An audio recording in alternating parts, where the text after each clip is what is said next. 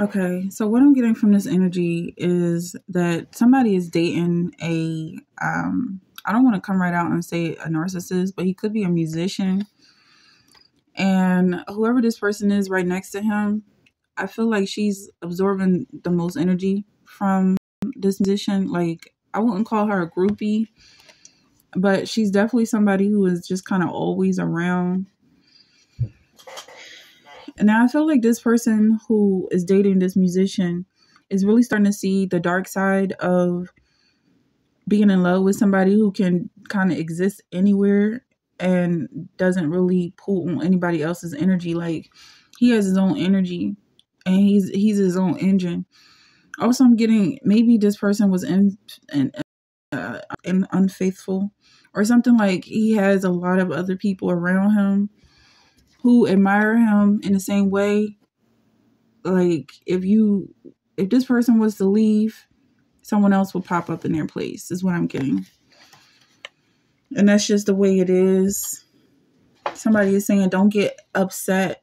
It's all a parable. Like, it's a proverb. It's all a saying. Guys will be guys. Boys will be boys. Men will be men. Is what I'm getting. Yeah, like, don't get upset at this person. He's just doing what comes natural to him. But also, whoever this is benefiting the most from him. Because in the same breath, he can kind of call this person a user or an energy parasite, because she's absorbing his energy like no other. And she's just like basking in his glory. She has no problem being close to him and just sucking up all his feelings and agreeing with everything he says and not protesting. There's no resistance whatsoever. And that's like almost like it's her peace, it's her happiness. She's in heaven. So it's like, okay, so it's kind of like some negativity coming towards him. And maybe this person is feeling negative because he's eating up that energy, that negative energy. And he's working on it. Like, the way he thinks is, if somebody says something bad about him, he'll go into a whole, like, I mean, it could last for hours where he's just beating that thought up. Like, how can let me see how, like, the way he thinks is like, someone just says or does something that's like insinuating or implying that he's not the very best there is. It's like a rapper. Like, his mind is constantly fighting against negative energy, negative entities, negativity. So whereas, like, if you feel this coming towards you, it's because he's fighting. He's doing some spiritual warfare. And I feel like it's a rap. Like, not only am I the best, but da-da-da. Like, the way he thinks is just like he's constantly climbing upward and fighting off this devilish energy. And maybe you just feel yourself being uplifted to a point where it's almost extreme and you feel kind of like, whoa, like, calm down or something. Like, you just want to be in your relaxed and peaceful mode. But this is just like, this is the understanding that's coming to you, looking at things from a different perspective, seeing his side of things, being understanding. It's just like if you're in a plane and you feel some turbulence, it's not going down. It's just a little bit of turbulence, a little disturbance in the air. Yeah, so maybe this person has to work out some kinks. Like, this person sometimes feels like they regress. If somebody tries to throw them off their post or their throne, they have to go all the way back down to the beginning, like back to the seed. Once upon a time, they have to start from scratch and rebuild themselves back up because they are who they are. Nobody's getting thrown off of anything. And he can't go back to the beginning. He's the first and the last. He's very much knocking down his haters. For some reason, they just keep trying to attack him. And that's kind of his world, the world that he lives in, because he's so high up. And also, I feel like whoever this is incapable. Whoever this is that's absorbing this energy from this Messiah, God, this person is your God.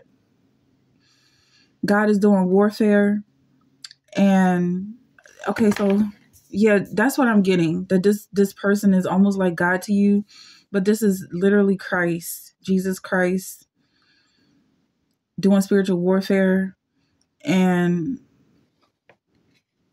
somebody's going to receive, because you're so close to God, you're going to receive some of that backlash. You're going to receive some of that, what's the word, like a shockwave or something, when you hear people getting knocked down, or people having to absorb their own negativity. God showing them who they truly are. Maybe not so big and bad as they think they are. And it's just a humbling experience for everybody. Everybody has to feel the balance, things being shifted around. But you're definitely getting this into balance. What's this? Queen of Cups. Yeah, you're definitely balancing out your emotions and being able to bounce back right along with these waves. Like, you can ride the wave. It doesn't affect you the way it used to, maybe. Like, you're getting really good at this. I could be talking to a surfer or somebody who rides jet skis. You understand the way, the importance of staying loose and being able to go with the flow. It's not so hardcore and locked in. You are who you are. And just because somebody pops up and says something negative or is acting like, because they live in a different world, they're acting like life is just so horrible and everything's a struggle, because it is for them. For some reason, it is for them. And,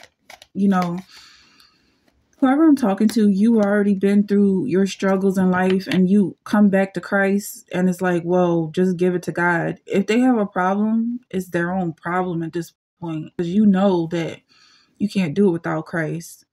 So it's not even like you have this insight, this greater, higher power on your own. It comes from Christ, and everybody has access to Jesus. Anybody and everybody can accept Jesus and not have to be going through whatever hell they're burning in. But, it's a tower moment coming. And I feel like this tower is somebody else's problem. Like, you can kind of hear their towers knocking down, falling down. It's not yours. You're very stable. And it's so beautiful, this energy. Oh, look at this. So, yeah, like, they want to run away. But look, maybe you can see this. Like, there's somebody in this picture who's holding a mask. It's like they're pretending or something. And you just see everybody is like focused or just kind of enjoying the essence of this energy. For some reason, this person is holding a mask. It gives me the sense that they're being deceptive, almost like a Judas. Maybe this person who's going through life, like life sucks or whatever for them. And if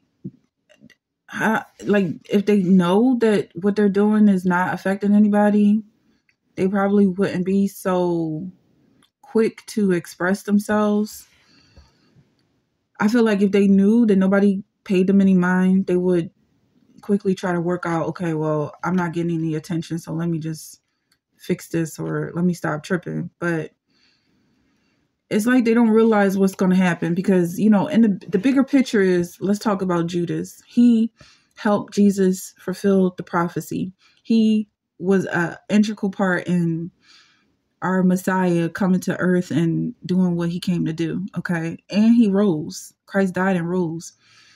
But Judas didn't rise. He unalived himself, and, he didn't come back up. So at the end of the day, it's like this person who's wearing a mask and acting odd, acting funky, who really shouldn't be here, isn't really matching this energy. But they're here nonetheless, because they do belong here. And it's, that negativity is going a long way.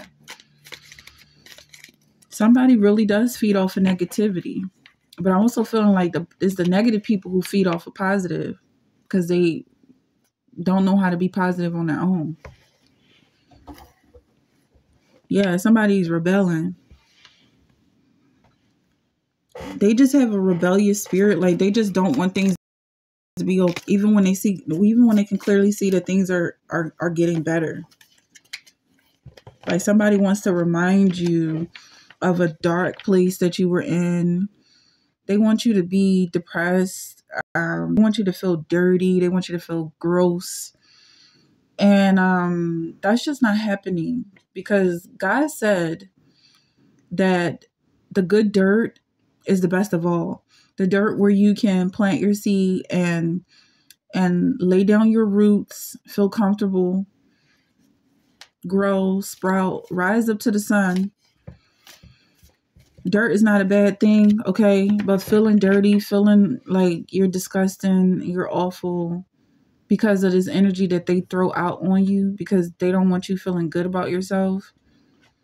That's them. They're projecting their own filthiness on you. And at the same time, like, so what? So what that they're filthy, you know? God is purifying us all. It's almost like this is the type of work that they need to be doing on themselves. Like if they knew that people are taking their insults to heart and working through them and getting right back in their positive position, they would have sorted something out a long time ago. Because at this point, they're going backwards, or really they're not moving. They're remaining stagnant while everybody else is going at their own healthy pace and you're seeing progress. It's like, okay, now when you hear somebody throwing a text, it really does come off as odd because you already did the work. You already did the shadow work. You love your shadow. And they really didn't want you to go through that because they knew, and these are the demons. I feel like the body, the vessel that these demons are occupying have no idea. At this point, all they can do is follow Christ and accept God. But if they don't, then they're really blind to what they're doing. Jesus said they know not what they do.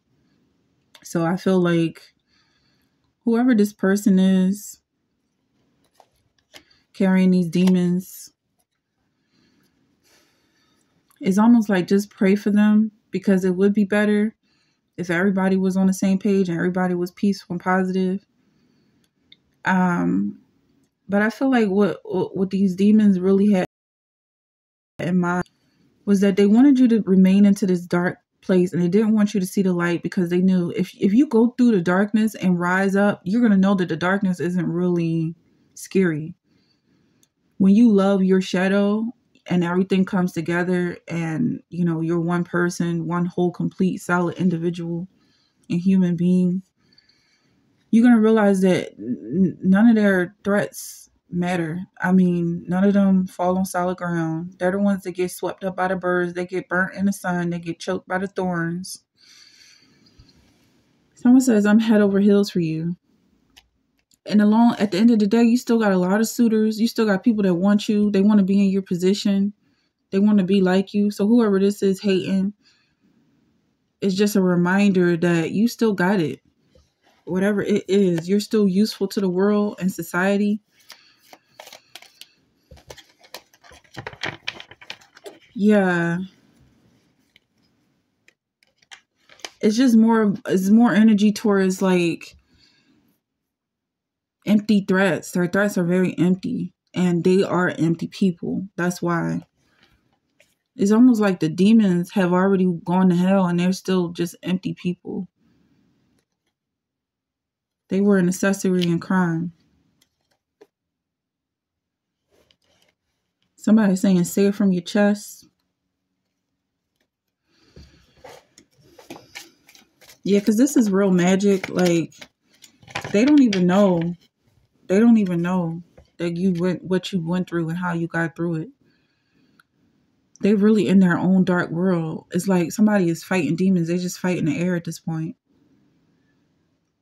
They don't know that at some point you was taking those attacks personally. You was getting beat up by the wind, by the shock waves, and you start to build a thicker skin. And now you can still acknowledge that they're faking in the corner, but it's not anything you're not accustomed to and capable of treading through and getting over and ignoring ultimately. But also, like, you don't even have to ignore it. You don't feel bad. Anything else for this energy?